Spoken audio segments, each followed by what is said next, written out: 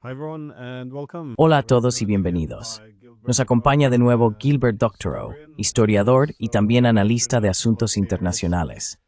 También se puede añadir que es autor de Diarios de Guerra, la guerra entre Rusia y Ucrania, y añadiré un enlace en la descripción. Así que, bienvenido de nuevo al programa. Encantado de estar contigo. Así que vemos que tanto Israel como Irán salieron de esta guerra con pérdidas significativas. Pero parece que Israel agotó en gran medida su potencial militar. Al menos eso me parece a mí. Y también es razonable, supongo, esperar que pueda producirse otro ataque contra Irán, dado que el intento de Israel de neutralizar a Irán mediante el poder militar no ha llegado simplemente a su fin. Así que muchos esperan ahora que Estados Unidos reabastezca los arsenales de Israel, mientras que Irán también repondrá sus suministros, tanto de producción nacional como del extranjero. ¿Qué sabemos hasta ahora sobre el reabastecimiento de armamento por parte de Irán? The resupplies of Iran with the weaponry.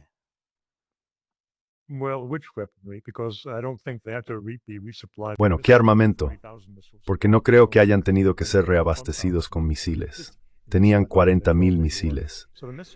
No creo que hayan gastado 1,000 en esta guerra de 12 días. Así que los misiles realmente no son el problema, aunque están recibiendo misiles diferentes de sus propias reservas.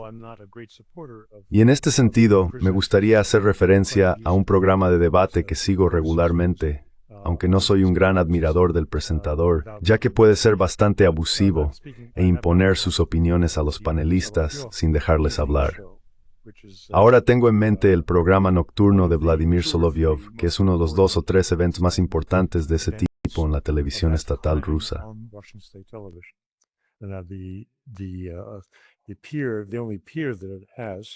El único programa comparable es El Gran Juego de Vyacheslav Nikonov.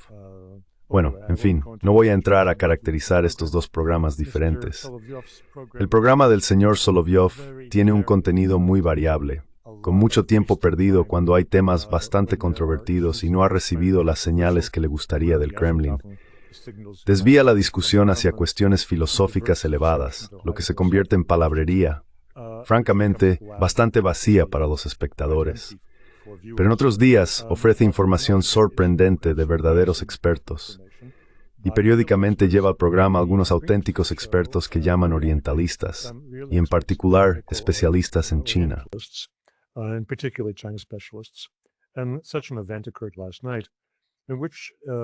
Y un evento así ocurrió anoche, en el que el panel sacó a la luz hechos que no veo en ningún sitio de los medios alternativos, y por supuesto tampoco en los convencionales. Es decir, hemos visto muchas críticas al señor Putin, de nuevo entre mis colegas, por parte de quienes están decepcionados por la aparente falta de apoyo de Rusia a Irán en el conflicto con Israel. A menudo ignoran el hecho de que fue la parte iraní la que se negó a incluir un componente militar o de defensa en la sección de defensa mutua del Acuerdo de Cooperación Integral que concluyeron tras varios años de negociación con Rusia el pasado diciembre.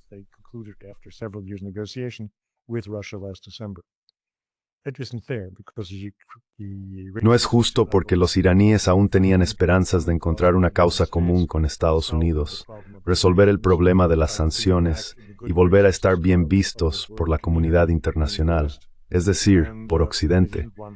Y no querían que Rusia los mantuviera atados como un lastre firmando un pacto militar. Bueno, no les fue demasiado bien al privarse de un posible apoyo de los rusos, aunque resistieron extremadamente bien contra los israelíes. Como sugerías en tus comentarios iniciales, mucho mejor de lo que cualquiera esperaba. Es cierto que no tenían defensa aérea, pero los israelíes, por razones que ni siquiera empezaría a discutir, no lanzaron un ataque masivo y total para destruir la nación iraní.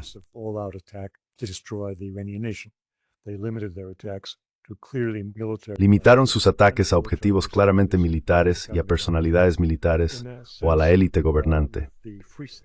En ese sentido, el cielo libre para los aviones israelíes no iba a provocar la ruina de Irán. Al mismo tiempo, si los ataques iraníes contra Israel hubieran continuado, habrían provocado la ruina de Israel. Y eso quedó claro en la intervención del señor Trump. Así que, en el aspecto de los misiles, Irán lo estaba haciendo bastante bien por sí solo, aunque solo en los últimos días empezó a utilizar sus verdaderos pesos pesados, misiles indestructibles con cargas útiles de 700 kilos, para causar daños devastadores en sitios militares en Israel. Pero hay más que eso.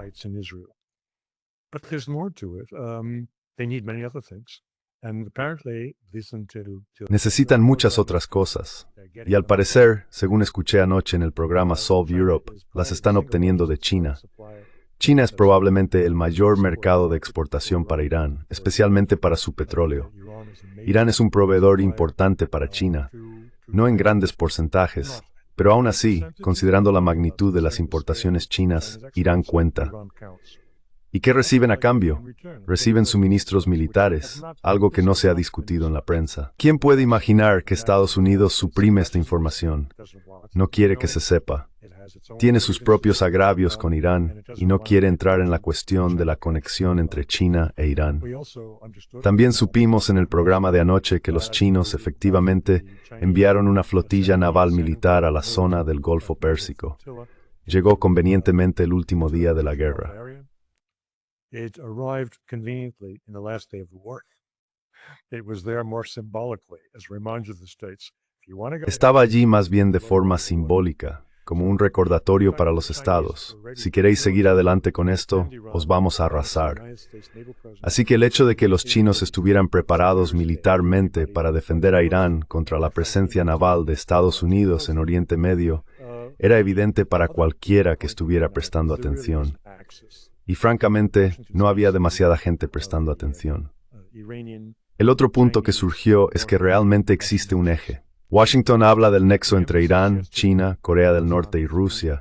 El énfasis ayer fue en los tres sin Rusia. Ah, sí, pero con otro país del que no hablamos mucho, Pakistán. Así que anoche decían que existe un entendimiento militar muy fuerte, un entendimiento defensivo entre Irán, Pakistán, Corea del Norte y China. North Korea and China. Y que la participación o contribución rusa es positiva, pero no esencial.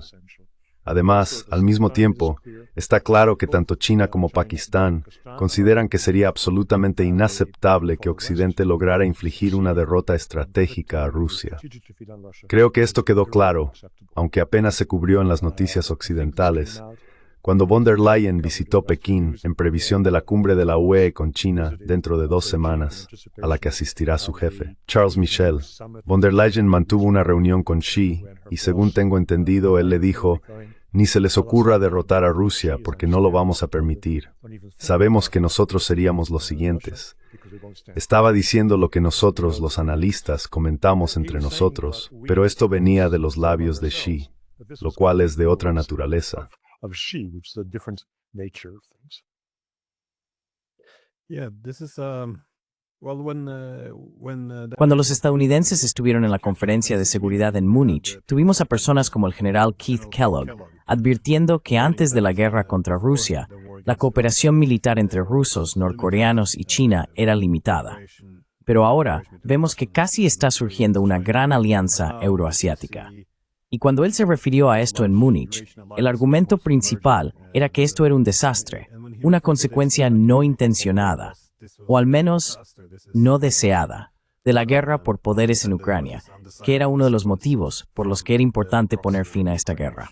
Bueno, si avanzamos ahora hasta julio, sí, la guerra sigue en marcha. Trump va y viene un poco con sus armas para Ucrania. Pero podemos decir que la alianza euroasiática, si no una alianza formal, ya que China no hace alianzas, no ha surgido. Aún así, existe ahora esa conectividad.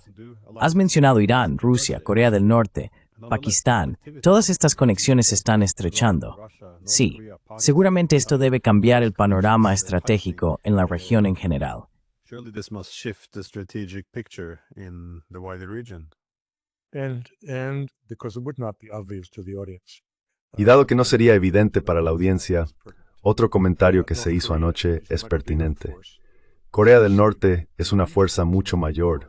En la región se percibe como una fuerza mucho mayor de lo que reflejan los informes convencionales. Ah, sí, Corea del Norte está enviando unos pocos miles de soldados a Rusia. Bueno, los norcoreanos parecen haber causado una impresión muy grande en su región, hasta el punto de que, al menos entre los analistas que Solovyov presentó ayer en la televisión estatal, creen que Corea del Sur está recalibrando sus relaciones con Estados Unidos, dada la vecindad tan seria que tiene y el apoyo equívoco que está recibiendo de Estados Unidos. Y por supuesto, las sanciones que Donald Trump parece dispuesto a imponer a Corea del Sur y a sus importantes industrias automovilísticas y de otros sectores. Así que esa es una consideración adicional. Ahora solo pipikir taswing, Corea es es una parte importante de la ecuación. A little part of the equation. North Korea is a big part of the equation. But how do you see, Pero, ¿cómo lo ves tú? Bueno, ¿cuál será el significado? Porque normalmente cuando surgen alianzas o hay una cooperación más estrecha entre estos, bueno, quizá no llamaríamos a Corea del Norte un gigante, pero ciertamente es bastante poderosa militarmente en muchos aspectos. Cuando tienes a estas potencias orientales acercándose entre sí, normalmente se formarían, ya sabes, alianzas de refuerzo o contraalianzas. Pero parece que el bloque occidental se está debilitando al mismo tiempo que esto ocurre. No lo sé. ¿Has pensado hacia dónde va todo esto? Have you thought about where this is going? Well, let me introduce one consideration. Again, nobody's talking Permítame introducir una consideración. De nuevo, nadie habla de ello. Todo el mundo hace un gran escándalo sobre Irán construyendo un arma nuclear. ¿Por qué construir cuando se puede comprar? Creo que, dadas las sanciones a Corea del Norte, la idea de que cualquier cosa que Occidente pudiera decir o hacer sobre Corea del Norte impediría o evitaría que pusiera armas nucleares a disposición de un tercer país como Irán simplemente no es creíble. Pakistán también es una potencia nuclear importante y no permitirá que Irán caiga. La declaración que se hizo ayer es que Pakistán está dispuesto a darle a Irán todo lo que necesite. Bueno, todo lo que necesite ciertamente puede incluir el factor nuclear. Así que creo que todos están perdiendo de vista la realidad de las relaciones aquí y se están centrando en, están enriqueciendo, al diablo con el enriquecimiento. Ignorar la posibilidad de que adquieran, en un caso extremo si se sienten amenazados de inmediato por Israel, armas nucleares para contrarrestar, creo que sería pasar por alto un elemento importante en la ecuación.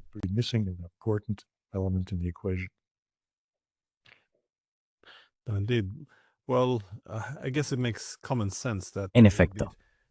Bueno, supongo que tiene sentido común que sean China y Pakistán quienes suministren la mayoría de las armas a Irán, dado que, bueno, Rusia tiene una guerra muy larga en sus propias fronteras.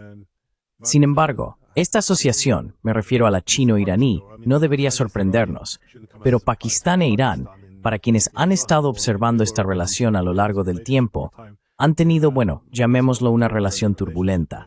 No siempre parecen aliados naturales. Se limita simplemente a lo que ha ocurrido en Palestina, o es una preocupación mayor por el desmoronamiento del espacio euroasiático si logran eliminar a Irán. Eurasian space if they're able to knock out Iran. No, I think you identified the factor when you mentioned Palestine. Creo que identificas el factor clave cuando mencionas Palestina. Pakistán cobró protagonismo a raíz del genocidio en Gaza. Creo que eso despertó sus sentimientos religiosos y puso de manifiesto la realidad de su fuerza en comparación con cualquiera de los estados del Golfo. No se sienten amenazados por Israel. No tienen a ese gran matón como vecino, pero cuentan con todas las armas que se puedan desear o imaginar, tanto propias como chinas.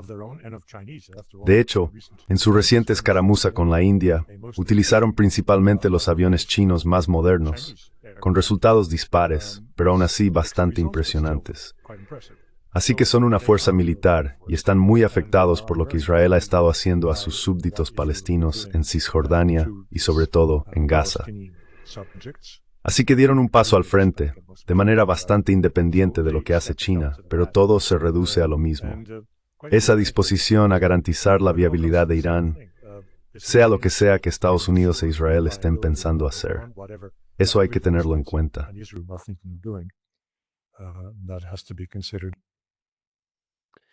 If we can pivot though to what's happening in Ukraine.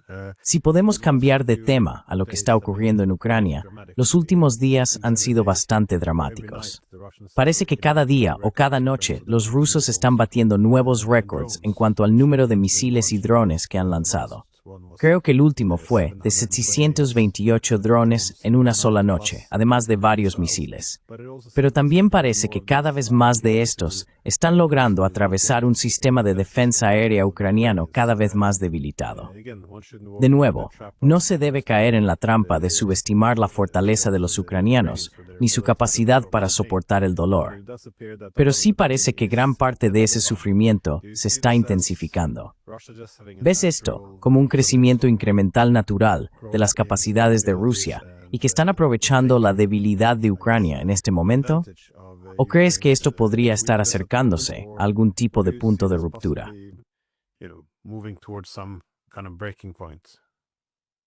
I think that Vladimir Putin has been under great pressure. Creo que Vladimir Putin ha estado bajo una gran presión por parte de los patriotas para acelerar los resultados de la guerra, y está haciendo precisamente eso.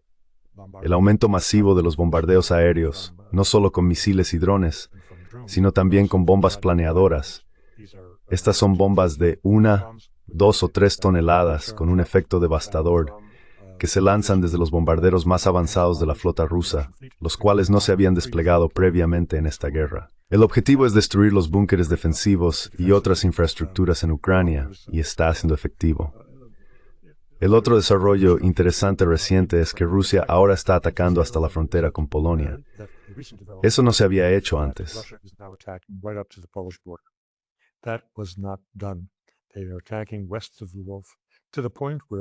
Están atacando al oeste de Leópolis, hasta el punto de que Tusk salió ayer diciendo, vamos a reconsiderar el uso de nuestro...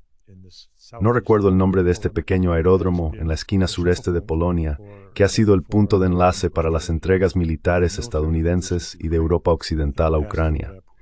Todo ha pasado por ese aeropuerto, y ahora Polonia está considerando cerrarlo. Probablemente sea más bien una táctica retórica para recordar al mundo lo importante que es Polonia para mantener a Ucrania en pie, pero indica que son conscientes de que los rusos están disparando justo al otro lado de la frontera y destruyendo lo que entra por esa frontera polaco-ucraniana.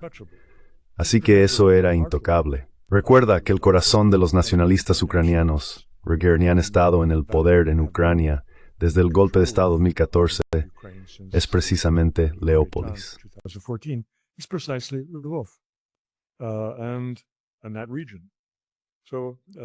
Y esa región Rusia no la tocó.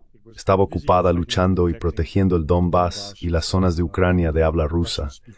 Ahora está yendo tras las zonas de Ucrania de habla ucraniana, y con razón. Ayer se atacaron varias ciudades en el oeste de Ucrania. Y eso creo es una indicación de lo que viene después, cuando los rusos consigan, probablemente para finales del verano, llegar al Dnieper. No creo que tengan intención de cruzar el Dnieper, salvo quizás para poner un asedio alrededor de Kiev. Eso es totalmente posible. Pero por supuesto no quieren avanzar más porque no pretenden ocupar territorio hostil. Sin embargo, están preparados para destruir completamente el territorio al oeste del Dnieper. Y eso se ha visto en los últimos 2 días.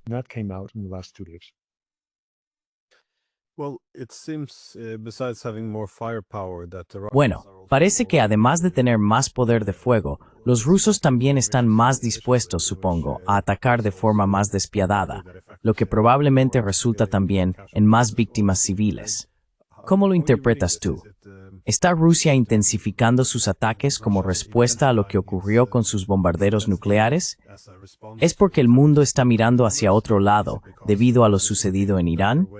¿O simplemente se está preparando para un punto de ruptura? Porque sí parece que están acumulando una fuerza muy poderosa en la retaguardia, buscando posibles oportunidades ante cualquier colapso en la línea del frente. No estoy seguro de si has seguido o investigado las diferentes posibles razones por las que los ataques se han vuelto ahora mucho más agresivos.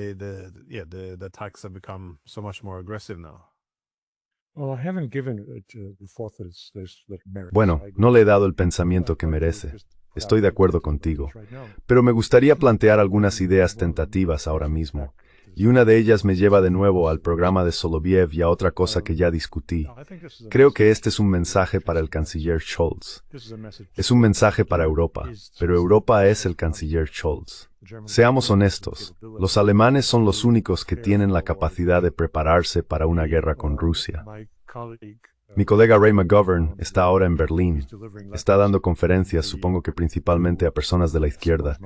Y su mensaje es: vosotros, los alemanes, sois ahora el enemigo número uno para los rusos. Habéis reemplazado a Estados Unidos como enemigo número uno. ¿Qué vais a hacer al respecto? ¿Sabéis lo que eso significa?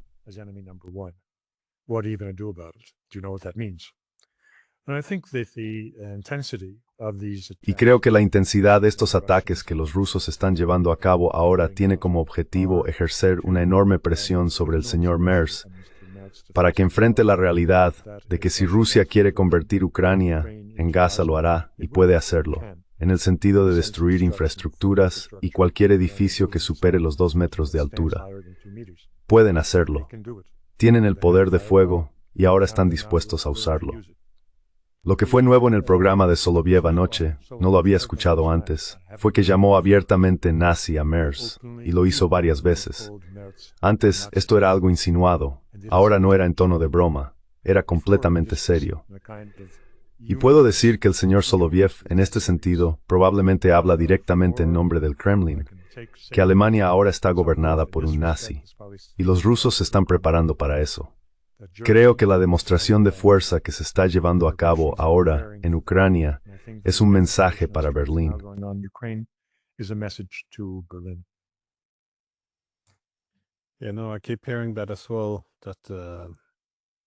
También sigo escuchando eso, que los rusos ahora ven a los alemanes como el principal enemigo. También insisto en que, si decidieran realizar un ataque de represalia contra un país de la OTAN, Alemania sería un objetivo bastante oportuno, dado que no tiene armas nucleares como los franceses o los británicos.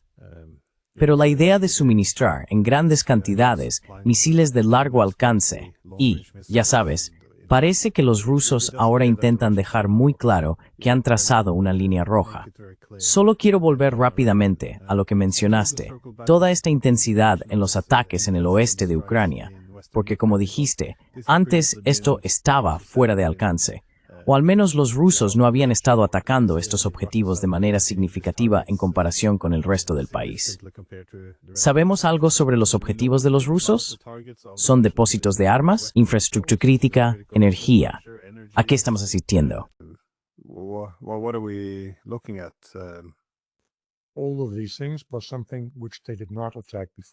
Todas estas cosas, además de algo que no habían atacado antes.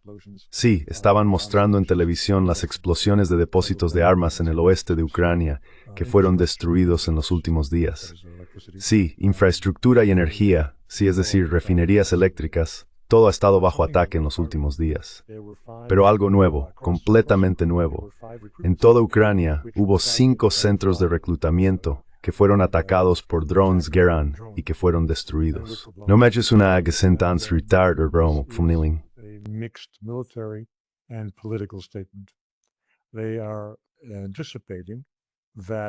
Anticipan que esta destrucción de los centros de reclutamiento encontrará cierta simpatía incluso entre los ucranianos patriotas que están muy molestos por el reclutamiento forzoso de hombres en bares, discotecas, en la calle, donde los arrastran y los llevan al frente para ser asesinados.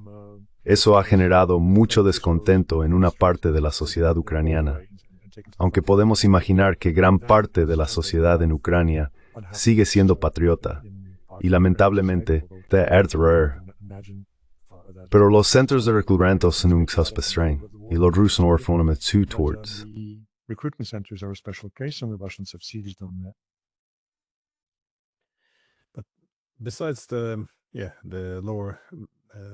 Además de la menor cantidad de personal, que obviamente es algo con lo que Ucrania está luchando, ¿cómo evalúas sus capacidades de combate?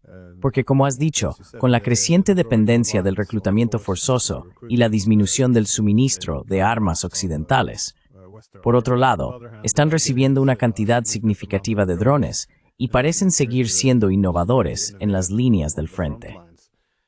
¿Ves esto? De nuevo, probablemente o posiblemente resultando en un colapso militar, ¿o crees que los ucranianos aún serán capaces de seguir luchando?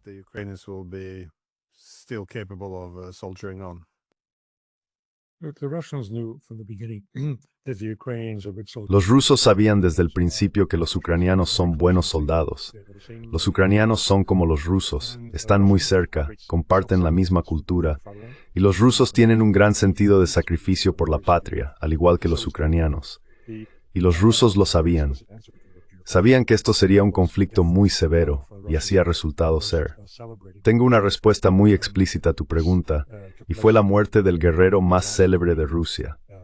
Esto ocurrió la semana pasada. El segundo o tercer general en las Fuerzas Armadas rusas, el jefe de todos los marines rusos, murió en la línea del frente, y eso se mostró. Su muerte es algo con lo que todos podemos conectar porque su ascenso a su puesto al frente de la nación, hablando de lo bueno, su ascenso a este puesto, el número 3 o lo que sea, en sus Fuerzas Armadas, tuvo lugar ante nuestros ojos.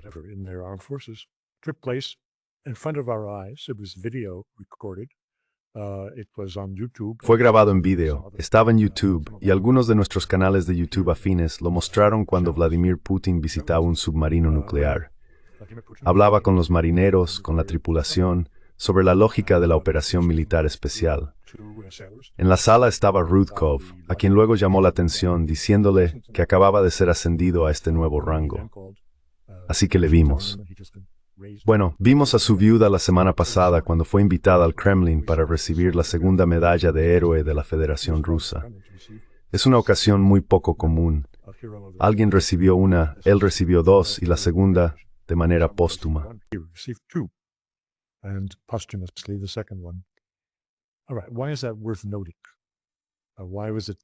Muy bien. ¿Por qué merece la pena señalar esto? ¿Por qué se le hizo un funeral de Estado? Bueno, los generales normalmente no mueren en el frente. Él era un general inusual. No tenía que ir al frente. Pero ¿cómo murió? Murió por fuego de respuesta en una posición de artillería en el frente. Los rusos habían disparado contra los ucranianos. Los ucranianos respondieron al fuego y lo mataron. ¿Qué nos dice eso? Nos dice que los ucranianos son muy hábiles, tienen buen equipo y saben lo que hacen. Así que no confundamos eso con la pobre gente que es sacada de las calles y enviada a hacer carne de cañón.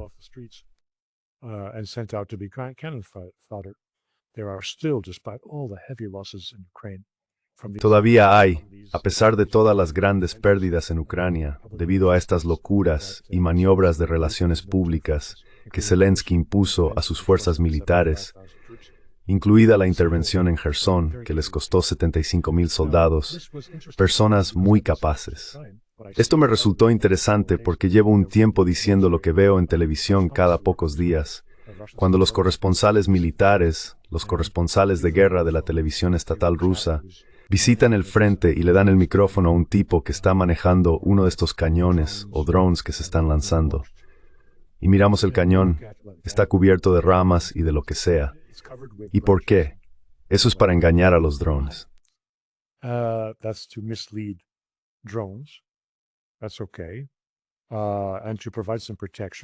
Está bien. Y para proporcionar algo de protección porque pueden ser desviados por ramas y demás sobre el cañón. Pero también escuchamos que, en cuanto disparan, se alejan para evitar ser alcanzados como le ocurrió al general Gudkov. Así que eso es algo que no oigo de mis colegas, pero te indica que el ejército ucraniano, a pesar de todas sus pérdidas, sigue siendo una fuerza de combate real, ante la cual los rusos son muy cautelosos. Y creo que es indicativo de Litorsk de que la última ofensiva no se está llevando a cabo en tierra. El avance sigue siendo muy lento sobre el terreno, pero están intentando devastar realmente Ucrania hasta el punto de que la capitulación se acerque como una realidad política.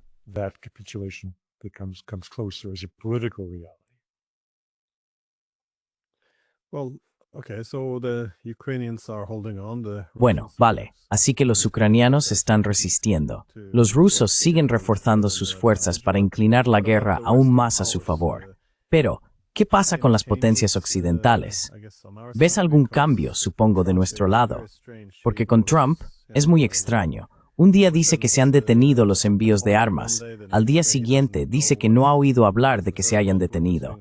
Y, ya sabes, hay mucha confusión en torno a la retórica, pero también entre los europeos. No estoy seguro de si lo estoy interpretando correctamente, pero concluiría que parece haber cierta pérdida de entusiasmo por la guerra. Siguen comprometidos a luchar, pero el entusiasmo que se veía hace solo unos meses parece estar, bueno, desvaneciéndose. No estoy seguro de si tú lo ves igual. Going away. I'm not sure if you're seeing it the same way. Well, Zelensky has been repeating his request. Bueno, Zelensky ha estado repitiendo su petición después de cada uno de estos ataques aéreos dramáticos y devastadores. Ha intensificado su retórica, suplicando ayuda europea y estadounidense en defensa aérea. Y por supuesto, eso pondría presión sobre Donald Trump. Todos sus críticos en el Congreso todavía tiene una mayoría a favor de ayudar a Ucrania hasta el final y luchar por esa valiente democracia. Así que Donald Trump va de un lado a otro, como acabas de mencionar. Un día, no armas. Al siguiente, bueno, tenemos que enviar más Patriots. Vamos a hablar con nuestros aliados para ver quién más puede aportar Patriots. Esto responde directamente a las tonterías que salen de Kiev. Ucrania no se salvará de ninguna manera con la entrega de 10, 50, 100 misiles Patriot u otros interceptores. Esto es una tontería. Patriot missiles or other interceptors. This is just nonsense. And it is ignoring willfully what we all learned. Y está ignorando deliberadamente lo que todos aprendimos de la guerra de 12 días entre Israel e Irán. Cuando construyeron defensas aéreas muy densas, 3 niveles diferentes, según la altitud de interceptación de misiles entrantes u otros objetos enemigos, eso no funcionó. La cúpula de hierro israelí y los demás sistemas de interceptación de nivel superior no pudieron detener los misiles hipersónicos iraníes ni otros misiles de crucero muy sofisticados. Y pensar que proporcionar un puñado, o incluso más que un puñado, de estos mismos Patriots a Ucrania los librará de la devastación que ahora crece es un completo disparate. Si la corriente principal occidental quiere creerlo, está bien. Si el señor Zelensky quiere creerlo, está bien, porque los rusos saben más. Creo que el señor Lavrov dijo algo así, ahí lo tienes, que puedes enviar lo que quieras. No cambiará el contenido de la...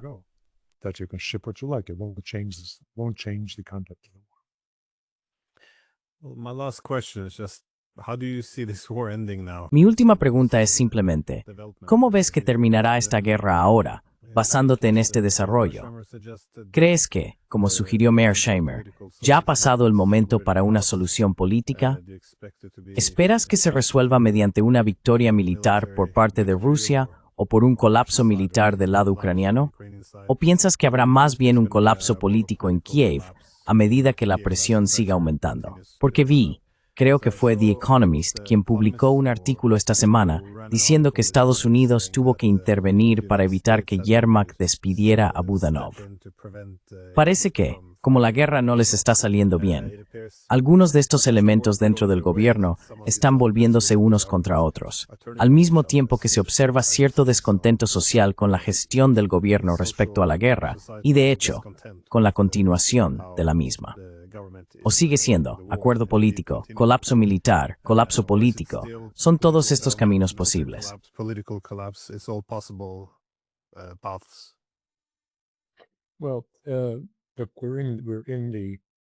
Bueno, estamos en el negocio del periodismo. El sensacionalismo o el periodismo amarillo siempre ha vendido periódicos, hablando en sentido figurado. Aquellos que son expertos militares han sido los más escuchados, los más vistos durante los últimos 3 años, cuando aparecen en plataformas como YouTube. Y los expertos militares hablarán sobre cuestiones militares.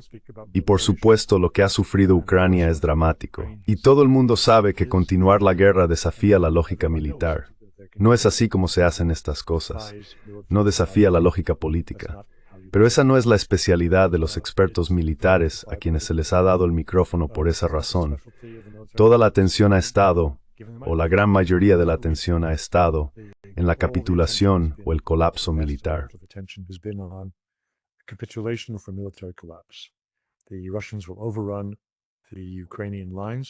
Los rusos superarán las líneas ucranianas y necesariamente levantarán la bandera blanca.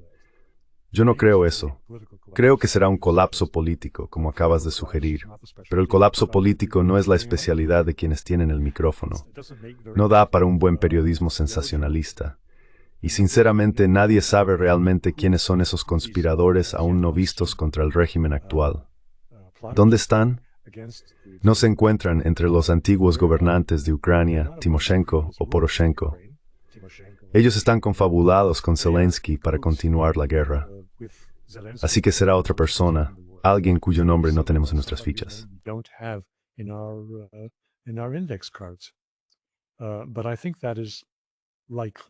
Pero creo que eso es probable, muy probable. Los rusos creo desearían mucho eso porque no quieren que esta guerra continúe indefinidamente, convirtiéndose en una campaña puramente terrorista o en una insurrección procedente de la tierra de Ucrania al oeste del río de Dnieper. Así que los rusos sin duda han infiltrado, igual que hay una infiltración mutua. Los ucranianos infiltran Rusia y los rusos infiltran Ucrania. Y desde luego, están trabajando para un colapso político. Esa es, creo, la mayor probabilidad de cómo terminará la guerra.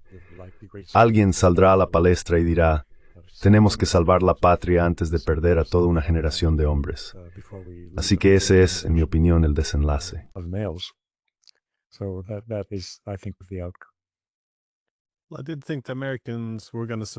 Pensé que los estadounidenses iban a apoyar este resultado.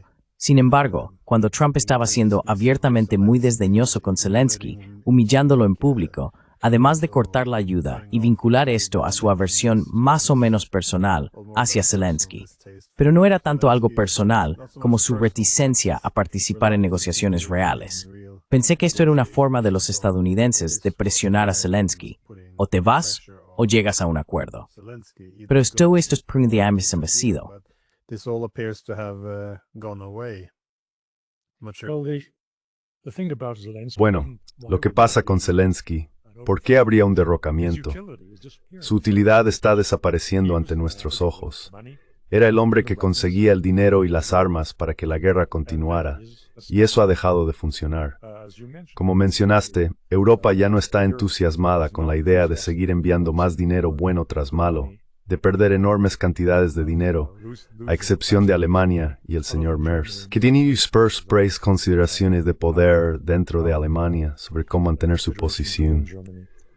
Pero el resto de Europa es más bien tímido o no está interesado en aportar más dinero.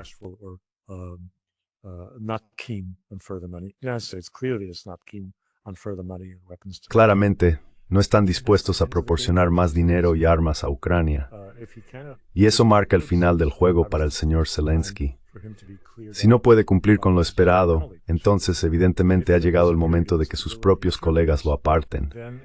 Y si se produce un periodo de inestabilidad y turbulencia, es impredecible quién saldrá de ahí. No serán los colaboradores inmediatos de Zelensky, sino alguien, como digo, probablemente cuyo nombre aún no conocemos, o quien surgirá de este tumulto que se avecina cuando Zelensky sea apartado.